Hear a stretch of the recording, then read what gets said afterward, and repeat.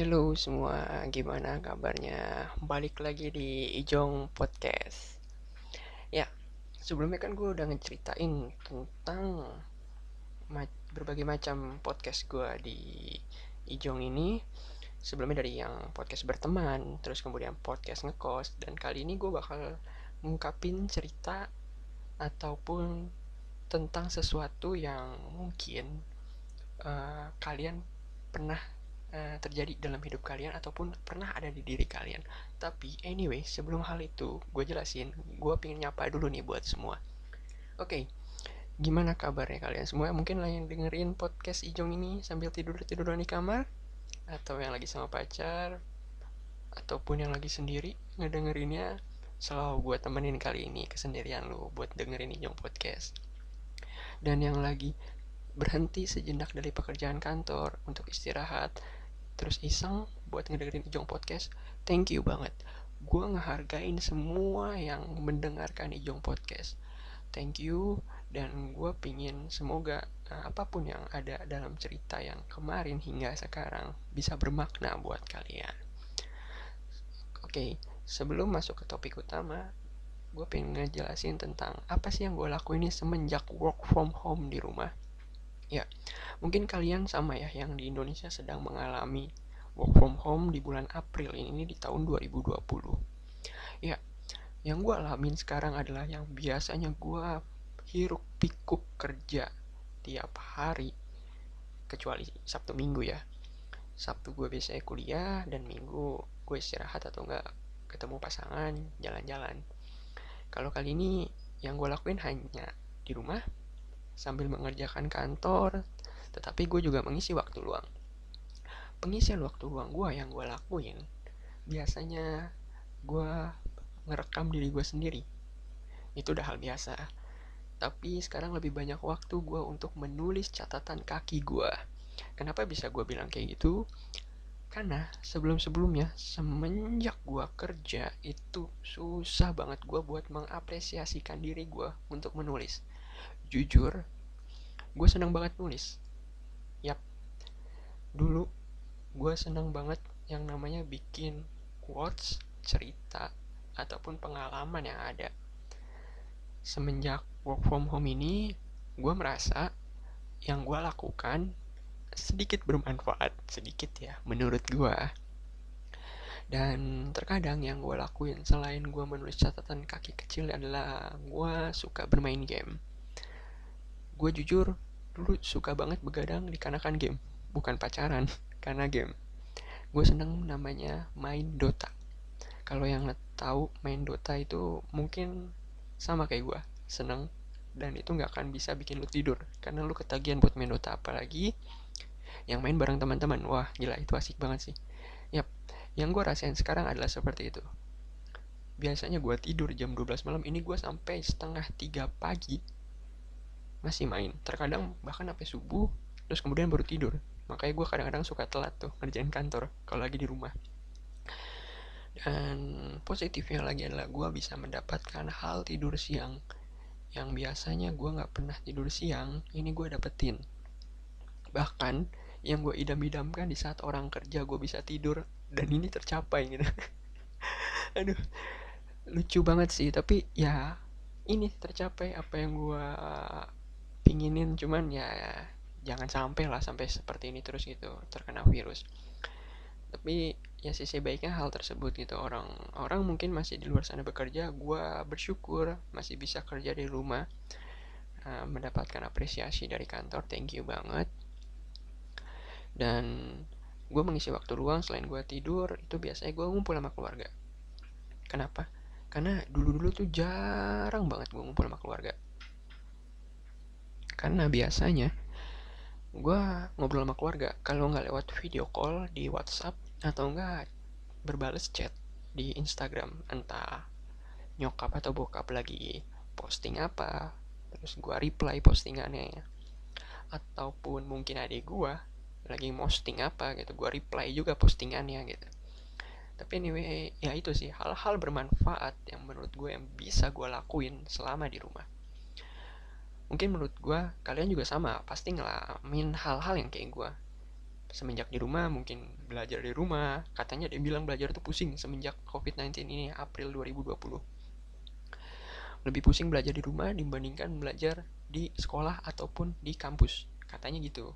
Mungkin benar, karena makin banyak tugas lu. Karena kalau di rumah tuh dosen atau guru bakal ngeliat lu kayak lu nggak sibuk gitu. Lu nggak sesibuk apa yang lu lakuin di sekolah gitu. Lu belajar, lu pasti nonton, atau lu nggak pasti chat pacar lu kayak gitu. Makanya kenapa dosen atau guru nambahin tugas lu banyak. Bersyukur aja, bikin lu buat tambah pinter. Anyway, mungkin meskipun nggak bikin tambah pinter, seenggaknya lu berlatih buat nextnya akan menghadapi seperti gua yang harus siap terima apapun yang ada di kantor. Ya berkat dari pendidikan itu sebenarnya itu berimbas sih, meskipun ya nggak berefek besar tapi lumayan berimbas. Oke, gue langsung aja nggak mau lama-lama. Kali ini gue pengen ngejelasin tentang menjadi toxic. Kenapa gue bisa sebut seperti itu? Karena pasti nggak hanya gue aja yang melandaskan omongan tersebut terjadi di orang lain. Jujur, di diri gue juga pernah ada. Bahkan nggak di diri gue aja, mungkin di lu ataupun di teman-teman lu, dan lu nggak sadar itu mereka pernah menjadi toksik. Oke, di sini gue bakal ngejelasin tentang menjadi toksik. Oke, stay tune terus di Ijong Podcast.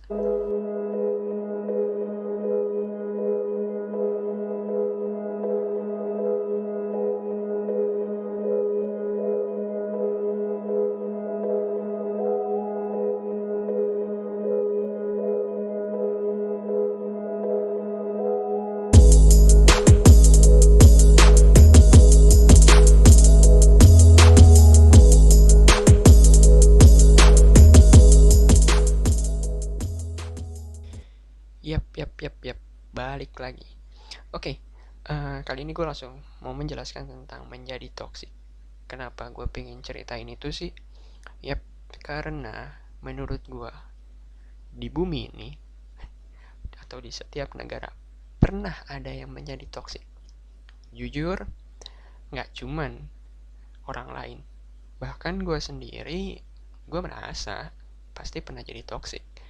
Entah toksik dalam hubungan, toksik dalam pertemanan, ataupun toksik dalam keluarga. Bisa jadi. Bahkan yang kita nggak nyangka, kita nggak kenal sama seseorang di kantor, kita pernah menjadi toksiknya. Gitu. Yap, di sini gue mau menceritakan beberapa hal yang pernah gue alami saat menjadi toksik ataupun orang lain menjadi toksik di hidup gue. Oke, cerita ini bakal gue mulai waktu dulu di umur gue sekitar 17 tahun ya, 17 tahunan, berarti masih SMA lah, SMA-an. Ya, itu gue punya cerita. Waktu itu gue dalam satu perkumpulan teman.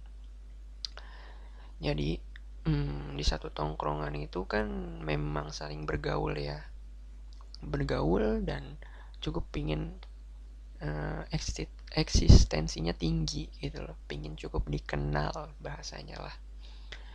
Nah, saling kenal itu bisa dibilang dengan cara ya nggak wajar, pasti ada sikut-sikutannya, ada hal yang tercela lah istilahnya. Jadi dulu di saat lagi ngumpul ada pemilihan tentang buat menjadi sebuah anggota timnya itu. Apa gunanya jadi anggota tim itu? Ya balik lagi, anggota tim itu buat kebersamaan. Dan jujur di tongkrongan gue itu tongkrongan yang paling terkenal di SMA gue, makanya kenapa masuknya agak susah dan banyak banget sikut menyikutnya di sana. Jadi di situ gue ingat banget awal terjadi itu di saat senior gue ngomong dia mau lulus dan akan mengundurkan diri menjabat jadi ketua atau kepala komunitas itu, komunitas pertemanan SMA lah istilahnya.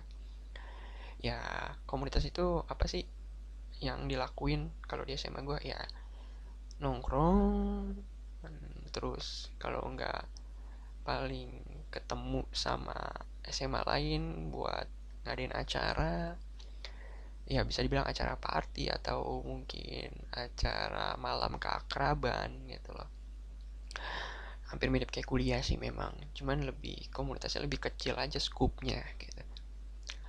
Nah di situ banyak banget yang mungkin pingin menjadi kepala anggotanya atau ketua anggotanya. Waktu itu di saat gue sedang nongkrong, sedang ngobrol-ngobrol asik gitu loh, ada beberapa temen gue gak akan nyebutin namanya. Jadi dia tiba-tiba datang ke situ gitu. Awal-awalnya biasa aja deket senior gue yang mau cabut ini kan. Tapi lama kelamaan itu sekitar sore dia tiba-tiba ngomong gitu, bang, kira-kira kalau yang cocok jadi pengganti lu siapa nih katanya. Terus kakak tingkat gue ngomong, ya siapa aja, bisa siapa aja kok, bisa elu, bisa tuh yang lagi nongkrong di situ, bisa anak-anak, atau bahkan bisa orang yang baru gabung pun bisa dia jadi kepala, tergantung kedekatan dia dengan ya anak-anak kita gitu. Terus tiba-tiba yang gue ingat banget gue lagi makan somai sama teman-teman gue di situ lagi nongkrong gitu. Nah ini teman gue ini beda beda jurusan di SMA gue. Nah tiba-tiba tuh teman gue ini dan ya pengikutnya lah bisa dibilang, dia tiba-tiba nunjuk ke arah teman-teman gue dan gue gitu. Dia ngomong kalau mereka mah kayaknya nggak cocok bang, karena kalau gue lihat ya bang, ya kurang gitu loh, pertemanan mereka kurang, lihat komunitas jarang ngumpul, terus paling ngumpulnya juga telat bang, kebanyakan sekolah mulu, belajar mulu bang, kalau pulang nggak langsung ke sini, itu ada yang ngejemput pacarnya, apalagi tuh yang makan somai bang, pacarnya di mana mana, ngejemput pacarnya nggak akan bisa konsisten bang dalam pertemanan di sini mah bang, komunitas ini mah susah bang. Terus kan gue digituin kesel dong bray, anjir gue kesel banget. Maksud gue ya udah, lu kalau emang mau naik nggak usah ngejatuhin orang, udahlah cukup nyantai aja gitu, orang omongannya kencang makanya gue denger gitu. Gue langsung berdiri kan, gue langsung nyamperin itu orang, gue ngomong, maksud lu apaan ngomong gitu? Ya enggak, gue ngeliat dari lu aja, begitu kata dia. Loh kalau lu emang lihat dari gue, ya lu harus ngeliat secara keseluruhan dong, nggak bisa lu ngeliat satu mata doang atau satu pemikiran doang. Lu lihat deh, banyak kok yang lain juga kayak gitu, jangankan itu deh, nih angkatan atas juga banyak kok, why not gitu, kenapa enggak, kita juga punya kehidupan. Kalau misalnya emang menurut lu kita nggak mampu dari segi apanya gitu, semenjak gabung di tim ini gue selalu hadir. Contoh kayak rapat, briefing, technical meeting, ada terus kita, nggak pernah kabur. Dan orang itu ngomong, ya emang selalu ada, tapi di saat nggak dibutuhin kan, di saat dibutuhin nggak ada.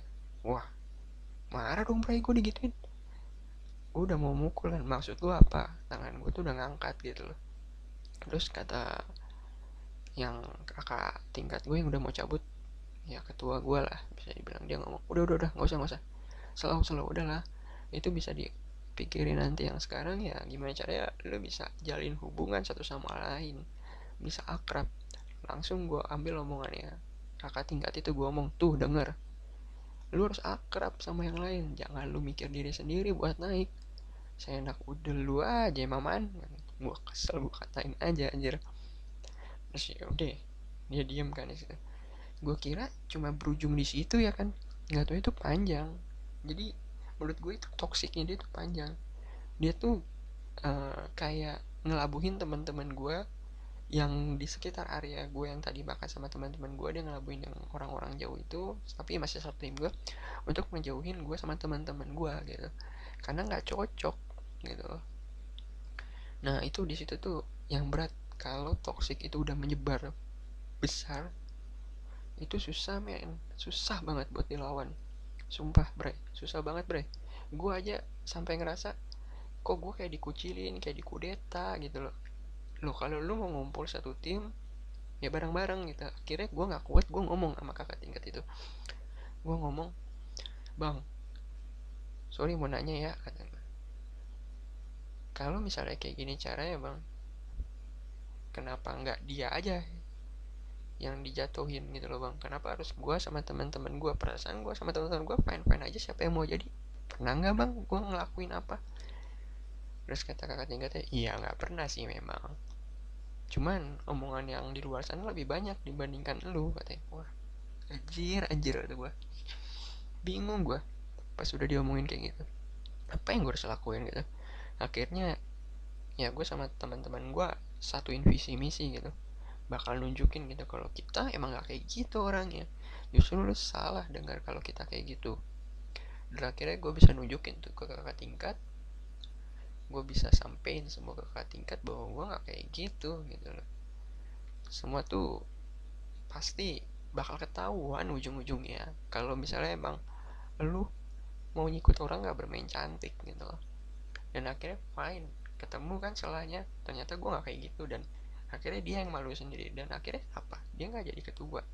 Justru orang baru yang baru datang yang jadi ketua karena lebih berbaur sama anak-anak lama. Sekali lagi gak gitu men, gak gitu cara lu buat yang namanya menjatuhkan orang lain, gak cocok. Itu zaman SMA gue itu udah mulai jadi toksik. Padahal di SMA gak ada diajarin namanya lu nyikut orang, jatuhin orang. Ada ya gitu, gak nyangka gue itu baru SMA. Oke, saat kuliah ada yang lebih berat lagi. Di kuliah lu kalau mau dapetin nilai kan harus berjuang ya, apalagi di kampus gua dulu nggak boleh nyontek. Apalagi kalau lagi ujian, boh itu ada kamera, lu ketahuan nyontek sedikit, lu bisa nggak di DO sih, tapi lu bakal suruh ngulang ngambil mata kuliah itu. Nah, di situ ada orang yang ambisius, sangat sangat ambisius buat dapetin nilai. Ada terjadi sama teman gua. Nah, dia itu ambisius pengen dapat nilai gede, alasannya karena orang tuanya biayain mahal kuliah. Bray, kuliah di mana-mana emang mahal, tapi lu harus ngelakuin secara, ya, garis besarnya lah baik-baik aja gitu loh. Dan lu jangan pernah buat nyalahin orang lain.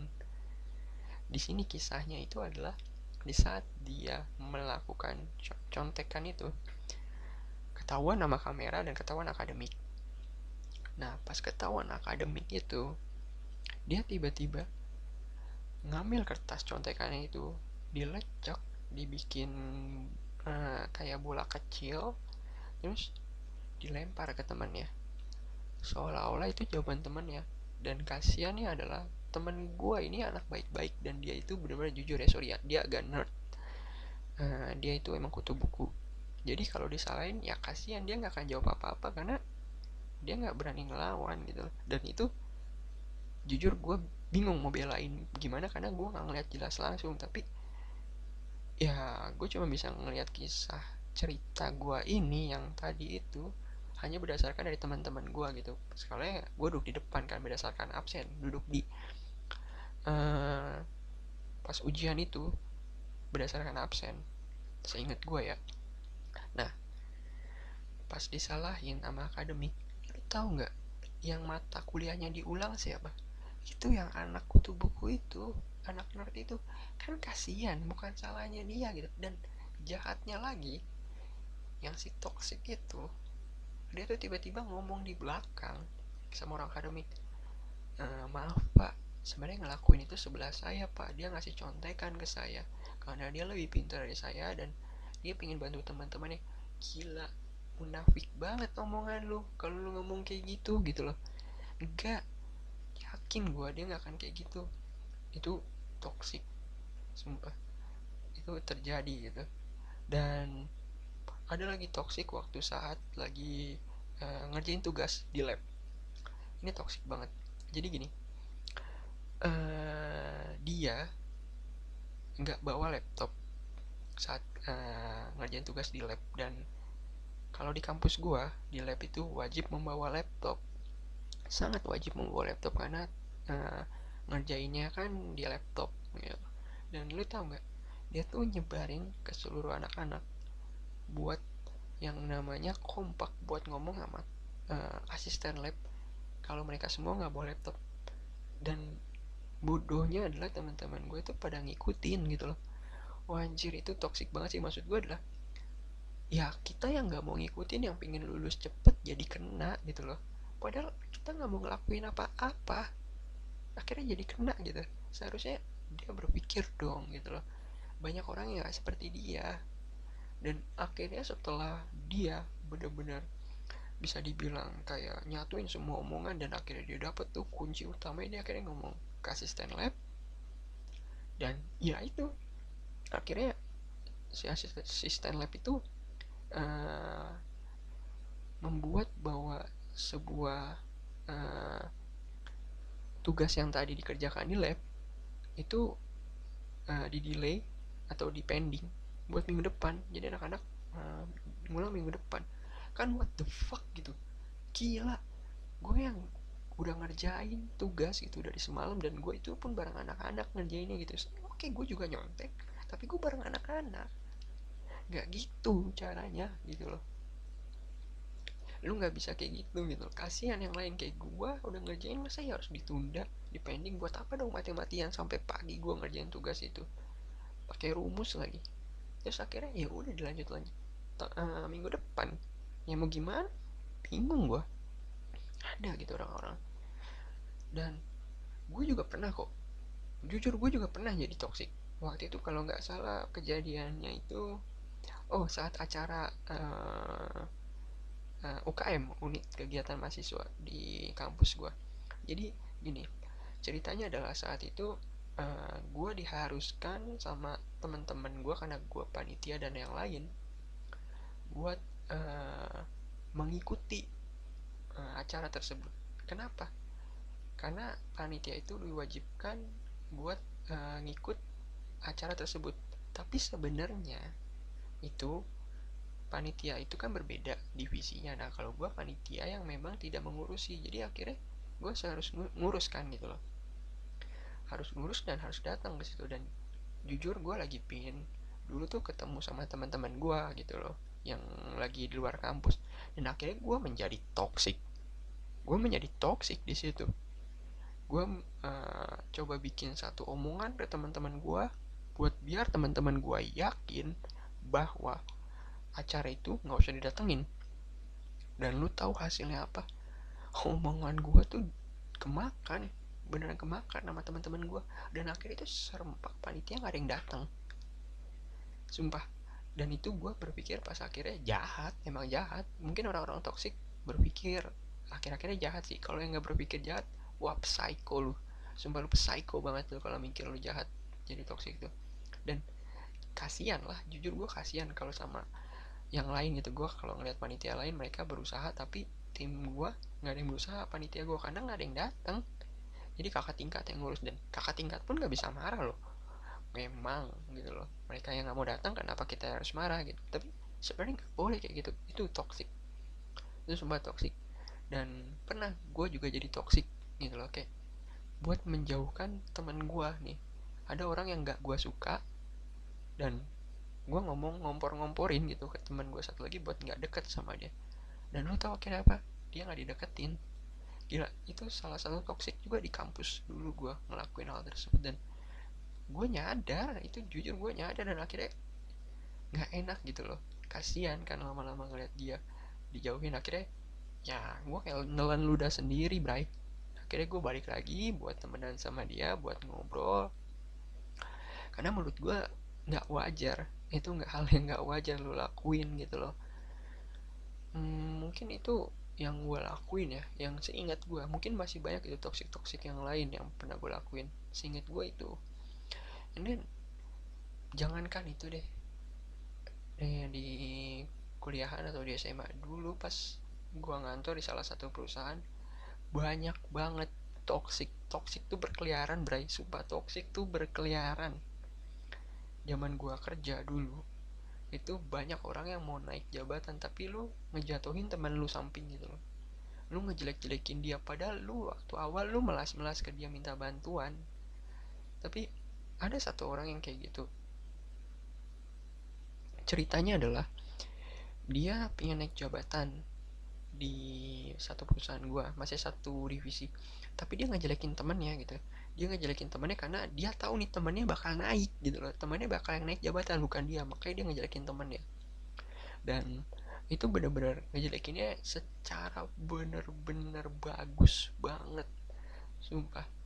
Dia dia mungkin mikir kali ya buat ngejelekin orang, pakai logika apa tiap malam mikir buat caranya apa nih besok buat ngejelekin dia, dan dapat dapat selalu. Dan akhirnya orang yang harusnya naik jabatan nggak jadi naik, jadi dia yang naik. Wah, gila, gila sih, itu bener-bener jahat banget, sumpah. Itu toksik, gila, itu toksik yang pernah gue kenal dan terjadi dan berhasil. Wow, gila, gue nggak nyangka sih. Dan apa selanjutnya yang terjadi sama dia, who knows, nggak ada yang tahu, nggak ada yang tahu. Soalnya waktu itu gue juga udah pindah perusahaan kan. Apakah mungkin uangnya nggak halal atau apa, who knows, kita nggak tahu dan kita nggak boleh menuduh. Tapi itu yang gue alamin, ini berdasarkan pemikiran dan apa yang gue lihat ya, menurut gue itu toxic ya, entah itu yang terjadi. Dan nggak hanya itu, menurut gue kayak hubungan hubungan tuh ada toksiknya. Hubungan pacaran ataupun ya, biasanya sih kalau udah married jarang toksik sih, kalau nggak berat-berat amat. Tapi kalau kayak hubungan pacaran tuh banyak toksiknya. Contoh, misalkan kayak gue punya teman dulu, dia sempet cerita ke gue kalau dia tuh dulu terlalu menyalahkan si pacarnya ini. Kenapa dia bisa nyalain? Ya karena dia bilang pacarnya ini nggak baik buat dia gitu, dia selalu menyalahkan tapi dia sayang gitu. Dia bilang lah pacarnya selalu telat ngomong ke teman-temannya, padahal pacarnya selalu ada. Dibilang pacarnya nggak pernah ada saat dibutuhin, ada selalu. Dan kenapa lu nggak bisa aja? Dan jawaban dia ke teman-temannya adalah nggak bisa, udah terlanjur komitmen.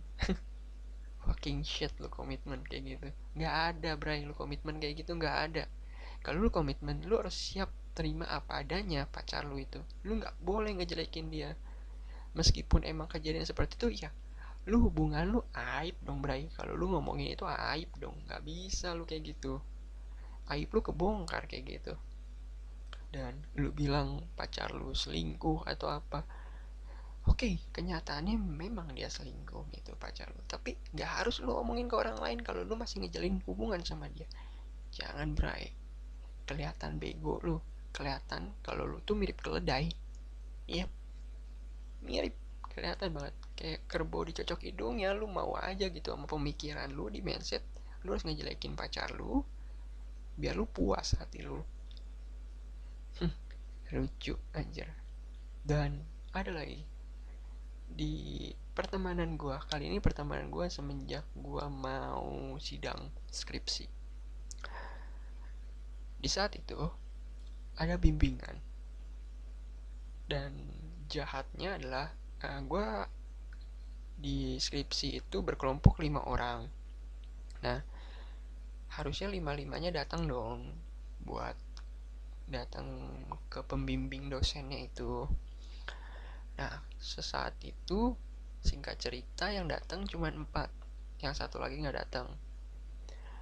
Gua udah coba teleponin, dan bisa dibilang 3 orangnya ini teman-teman gue juga katanya pernah udah bisa nelponin tapi nggak diangkat juga. Dan gue sama 2 teman gue ini itu nggak tahu kosannya di mana, yang tahu cuma 1 orang ini, dan dia ada sama gue gitu loh. Karena kata dia temennya gue ini sekosan, cuman nggak tahu, nggak dibuka pintunya. Ya seenggaknya kalau lu pingin ngejatuhin dia buat nggak datang biar lu duluan, nggak gitu caranya gitu loh. Ketara banget, ketahuan ya pas gue tanya gitu. Ya udah lu datangin aja gitu. Oh nggak bisa, soalnya dia ini tadi tuh makan pagi terus nggak tahu pintunya nggak dibuka lagi. Terus gue bilang ya udah gedor, lu kan teman sekamar, lagian jaga jauh-jauh juga kan kamar lu sama dia, satu kosan lagi. Kenapa lu nggak gedor suruh datang? Sekarang udah kayak gini telat. Terus tiba-tiba dia ngomong, ya udah nggak usah, nggak apa-apa, udah kita aja, nanti gampang kok, ntar gue ngomong sama dosennya kalau dia nggak datang. Dan lu tahu apa, nggak ada sama sekali omongan dari dia. Pas dosennya nanya ke gue bilang, Pak, kita sama teman gue 2 orang ini udah ngomong juga lewat telepon, tapi memang nggak ada pak, nggak ada yang angkat. Dan teman saya ini satu satu kosan, katanya dia itu habis makan pagi kamarnya dikunci atau pintunya ditutup, jadi katanya nggak ada orang. Terus ditanya lah, emang benar? Iya pak, nggak ada pak, makanya tadi juga gedor-gedor nggak ada, udah saya coba ketok ataupun coba tanya samping-samping juga pada nggak tahu pada kemana. Gue nggak nyangka sih itu salah satu ngejatuhin ya, karena gue tahu persis setelah bimbingan itu tiba-tiba yang teman gue telat itu ngechat gue, kenapa? Terus gue ngomong, lu nggak bimbingan hari ini? Emang bimbingan ya? Lah, katanya sini lu udah digedor kamarnya, udah ditanya sama teman-teman lu juga, lu katanya nggak ada di kamar. Enggak ada kok di kamar, kata teman gue yang nggak datang. Lah, ini yang benar yang mana sih? Ya, gue nggak tahu, soalnya nggak ada yang ngabarin, katanya. Wah anjir, ini bener-bener jahat banget sih. Maksud gue, kalau emang lu pingin dia nggak datang, ya lu kasih alasannya, jangan lu jelekin. Gue tahu kok, emang dari 5 orang itu yang bisa lulus cuman angkatan gue waktu itu, di tim gue ya dengan pembimbing itu cuma 3 orang. Tapi lu jangan jatuhin gitu caranya, wah jahat banget sih. Kalau menurut gue, toxic itu tuh bisa terjadi di diri kita tanpa sebab gitu. Padahal ya, apa ya untungnya toxic itu apa sih kalau nggak buat ngejatuhin orang? Coba deh Bray, lu pikir lagi gitu. Maksud gue, ini gue terjadi di diri gue ya, lu harus berpikir gitu. Lu bisa kena jahatnya kalau lu ngelakuin itu. Banyak banget kisah-kisah yang menurut gue itu nggak boleh lu lakuin, karena lu termasuk orang-orang jahat Bray, kayak gitu gitu loh. Maksudnya orang tuh berusaha lu Bray, orang tuh berusaha dari bawah dan lu jadi toxic gitu, dan lu merusak itu semua. Lu jahat sih, lu evil kayak gue sempat jadi evil dulu tuh, bener-bener setan banget gue.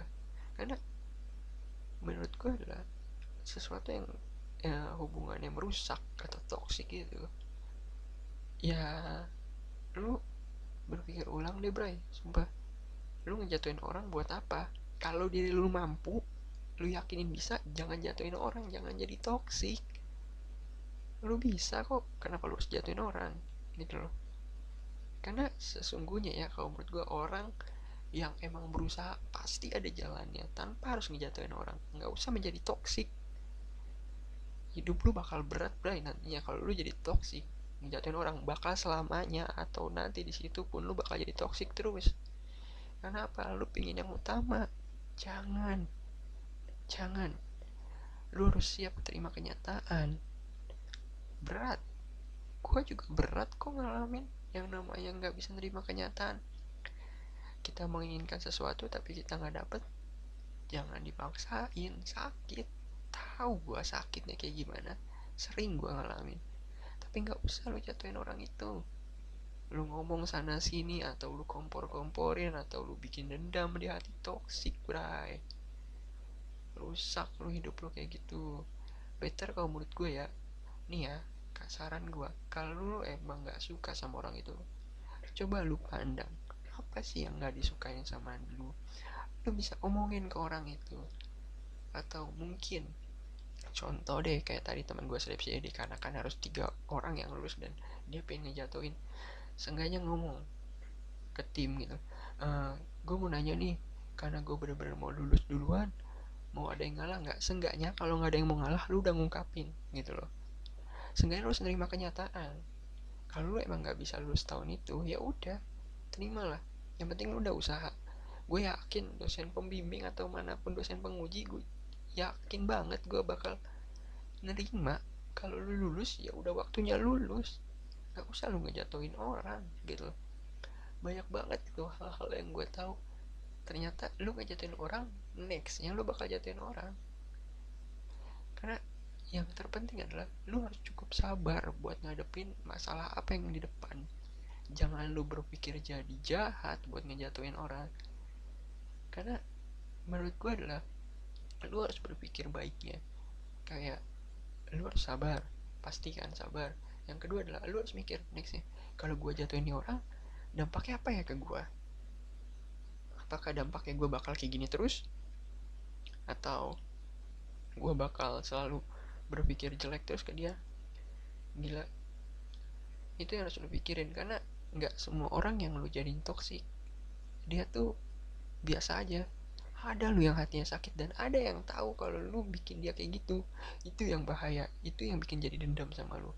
Lu bisa ribut nantinya, mungkin gak ribut secara fisik, tapi ribut dalam hati. Mau gimana lu? Dia ngedoain lu, dia mungkin ngejatuhin lu dengan apa gitu loh.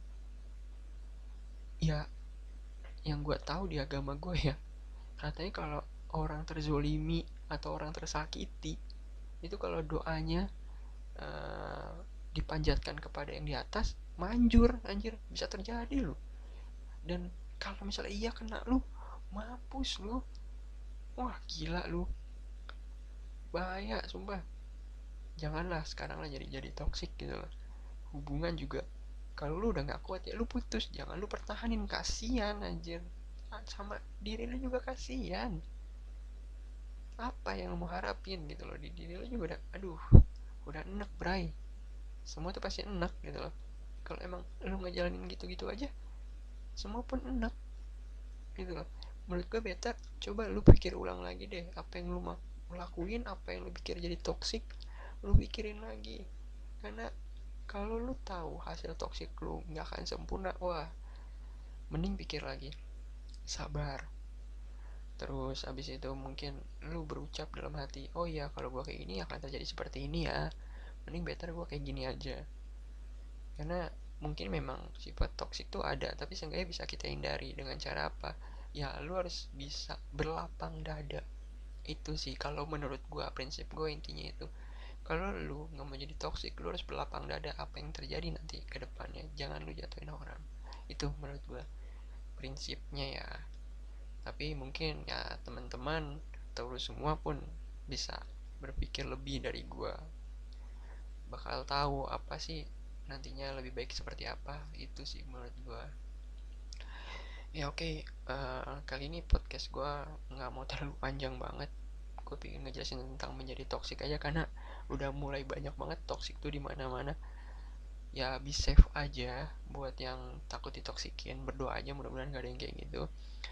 Dan mudah-mudahan dari cerita ini lu bisa dapet, ambil hikmahnya lah gitu. Dan lu bisa berpikir, oh iya gue pernah jadi toksik dan jangan ngelakuin lagi. Itu sih intinya.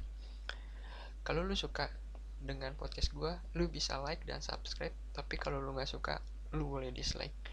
Oke, thank you banget udah ngedengerin Ijong Podcast. See you next time and safety guys.